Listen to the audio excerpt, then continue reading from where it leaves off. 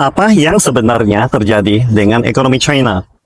Dalam beberapa hari terakhir, Ricky sering ditanya oleh teman-teman bagaimana sebenarnya keadaan negara perekonomian kedua terbesar dunia di tahun 2024. Apakah benar ekonomi China makin tak baik-baik aja seperti yang diberitakan media barat?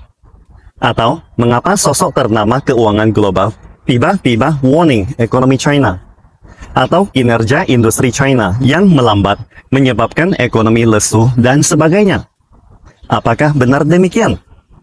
Ketika banyak pihak di dunia sibuk khawatir akan dampak ekonomi China, mari kita pahami situasi sebenarnya, tanpa terjebak oleh narasi negatif yang sengaja disebar oleh pihak-pihak tertentu. Berdasarkan laporan resmi Beijing Daily belum lama ini, inilah fakta objektif tentang kondisi ekonomi China saat ini.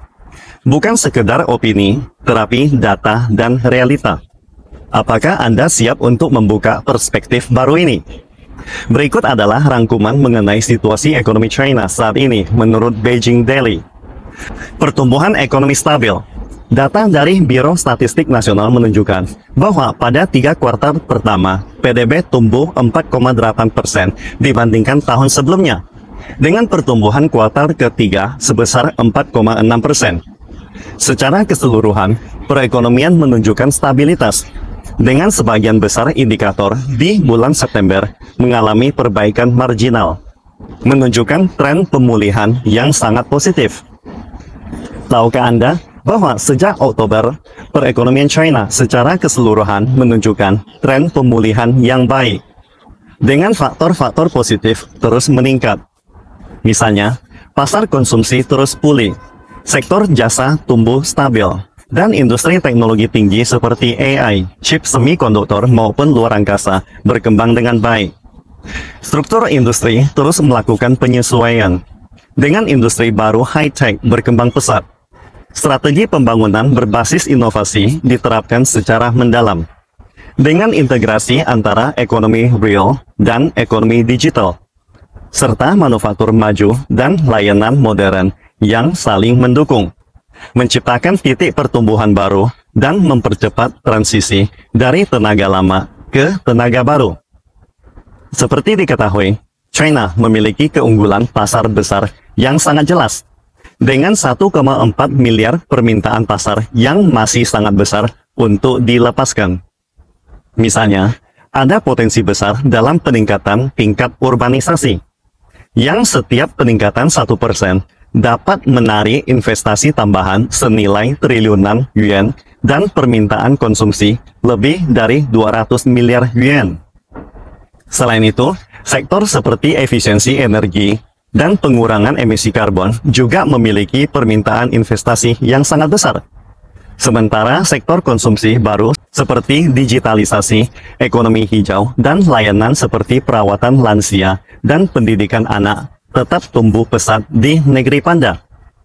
Beijing memperkirakan akan melanjutkan tren pemulihan yang positif, dengan peningkatan kualitas tenaga ekonomi, kebijakan makro yang terus diperkuat, dan perbaikan harapan pasar serta kepercayaan.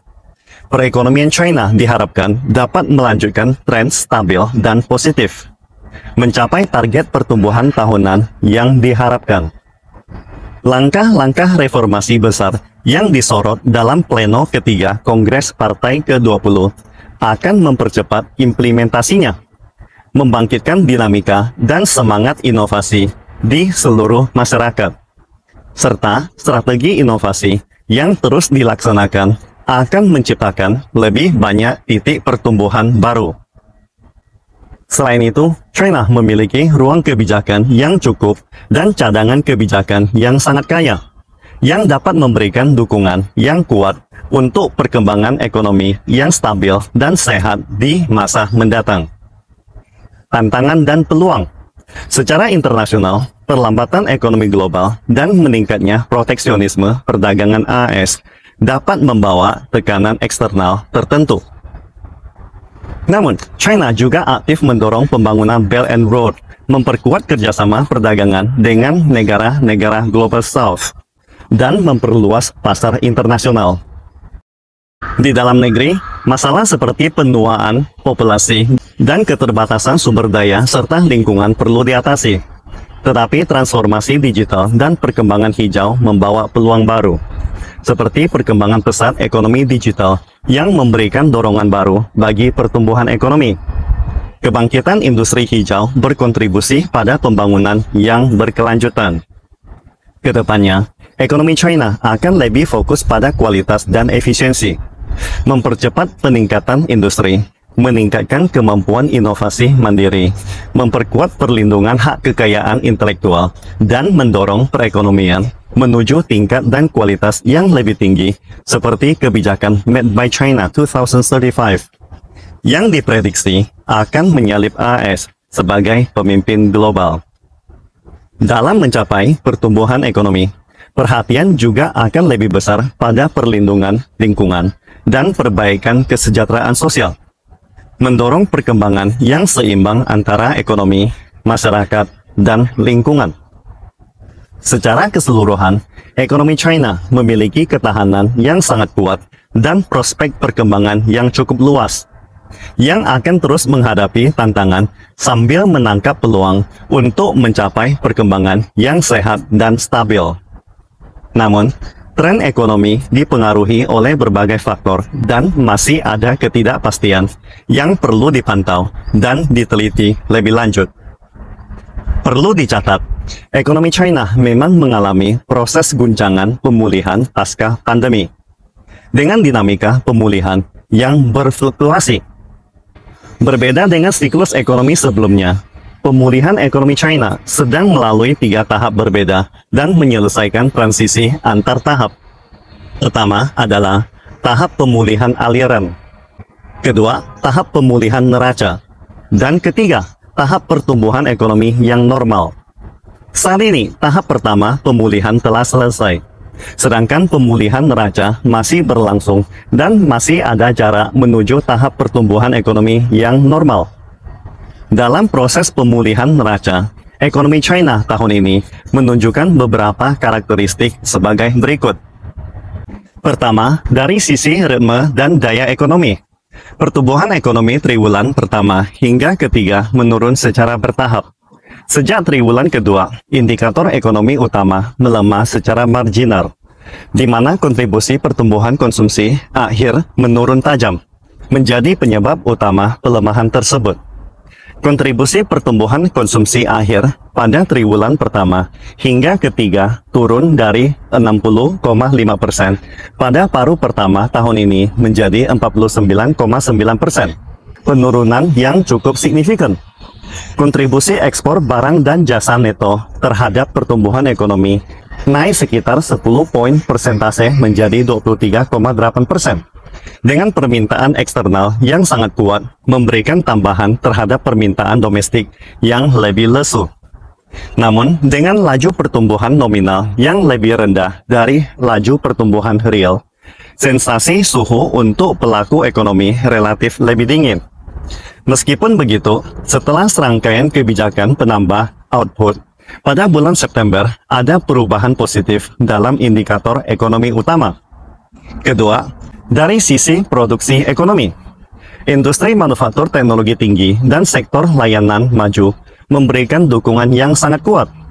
Pada triwulan pertama hingga ketiga, sektor manufaktur peralatan dan manufaktur teknologi tinggi masing-masing meningkat sebesar 7,5% dan 9,1%. Sementara sektor informasi dan layanan teknologi informasi meningkat sebesar 11,3%.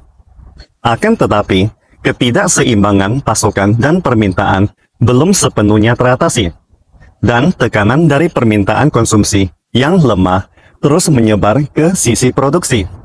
Selain itu, tingkat harga yang rendah membatasi pemulihan laba perusahaan di sisi produk, yang menunjukkan adanya perbedaan dalam pemulihan sektor ini. Ketiga, dari sisi permintaan konsumsi akhir, laju pertumbuhan konsumsi terus melambat, dengan konsumsi layanan yang menyimpang dari tren pertumbuhan normal. Laju pertumbuhan pengeluaran konsumsi rumah tangga terus menurun, dengan beberapa fenomena penurunan konsumsi dan pergeseran konsumsi ke bawah. Dengan melambatnya laju pendapatan rumah tangga dan penurunan harapan, pemulihan neraca rumah tangga juga menghadapi tantangan. Dengan kebijakan penambah output yang diterapkan, penurunan suku bunga hipotek rumah tangga, dan stabilisasi pasar properti dan pasar modal dapat membantu memperbaiki harapan dan neraca rumah tangga. Keempat, dari sisi investasi aset tetap, ada perbedaan antara ketiga jenis investasi.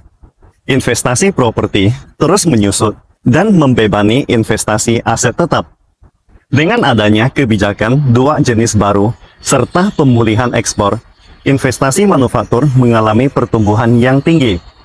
Dengan peningkatan investasi pembelian alat dan mesin mencapai 16,4%. Namun, investasi properti tetap turun lebih dari 10%. Meskipun penurunan luas penjualan dan volume penjualan rumah mengalami pelambatan. Pemulihan properti masih dalam perjalanan. Investasi infrastruktur bergantung pada penerbitan dan penggunaan utang pemerintah.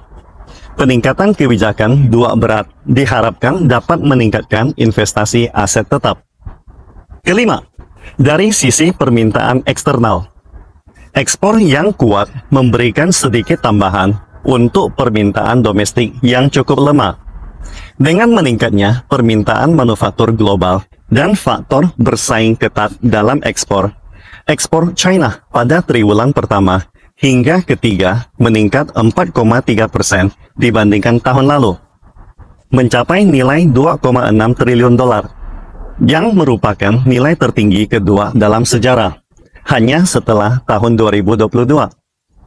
Meskipun begitu, dengan konflik geopolitik yang dipicu oleh AS semakin meningkat, pembatasan ekspor terhadap China, seperti tarif baru terhadap industri mobil listrik dan chip semikonduktor, memberikan ketidakpastian pada pertumbuhan permintaan eksternal.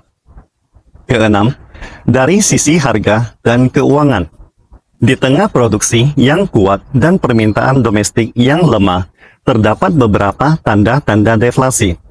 Dengan permintaan pembiayaan yang lesu dan inertialitas moneter. Karena lemahnya permintaan, saat ini ada fenomena pertukaran volume dengan harga dan perang harga yang membatasi tingkat keuntungan perusahaan. Di tahun ini, skala pembiayaan sosial dan tingkat pertumbuhan M2 dan M1 mencapai titik terendah dalam sejarah, dengan perbedaan pertumbuhan tahunan yang signifikan antara M2 dan M1, yang menunjukkan bahwa kecepatan perputaran uang relatif lambat. Berikut adalah beberapa tantangan yang dihadapi oleh pemulihan ekonomi China. Pemulihan ekonomi China masih harus mengatasi beberapa tantangan, meskipun dasar ekonomi yang kuat tetap ada. Seperti yang disebutkan dalam pertemuan Politbiro pada tanggal 26 September, situasi baru dan masalah baru dalam operasional ekonomi harus dilihat secara objektif dan tenang. Namun, keuntungan dari pasar yang luas dan ekonomi yang resilient belum berubah.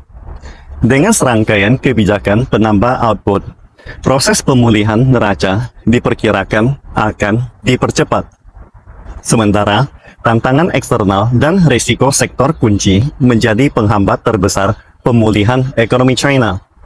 Ketegangan geopolitik dan kebijakan luar negeri yang tidak pasti, ditambah ketidakseimbangan pasokan dan permintaan, memerlukan waktu untuk menyeimbangkan permintaan konsumsi rumah tangga, yang masih terhambat oleh pendapatan yang melambat. Proses pemulihan ini sangat bergantung pada kebijakan makroekonomi yang terus berkembang. Kesimpulannya, ekonomi China terus meningkat.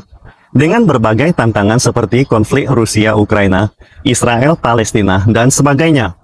Kebijakan ekonomi makro China terus disesuaikan. Untuk mendorong transisi ke tahap ketiga, setelah konferensi pleno ketiga, langkah-langkah regulasi yang lebih kuat juga telah diambil. Dengan kebijakan makroekonomi Beijing yang terus berfokus pada konsistensi, penyelarasan kebijakan fiskal, moneter, dan industri, serta percepatan pemulihan sektor-sektor terkait, ekonomi China diperkirakan akan tumbuh sekitar 5% pada akhir tahun ini.